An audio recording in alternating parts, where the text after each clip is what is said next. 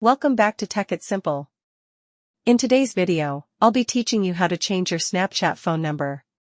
So, if you have any issues changing your phone number in Snapchat, this is the correct video for you. Open the Snapchat app. Go to the top left-hand corner and press on your profile. After that, go to the top right and then press on Phone Number.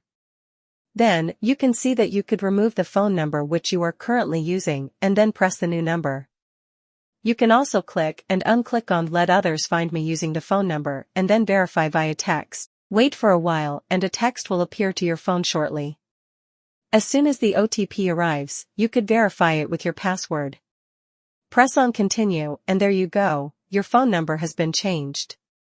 Hope the video was helpful for you. Like the video and subscribe to the channel for more. See you soon. Until then, goodbye and take care.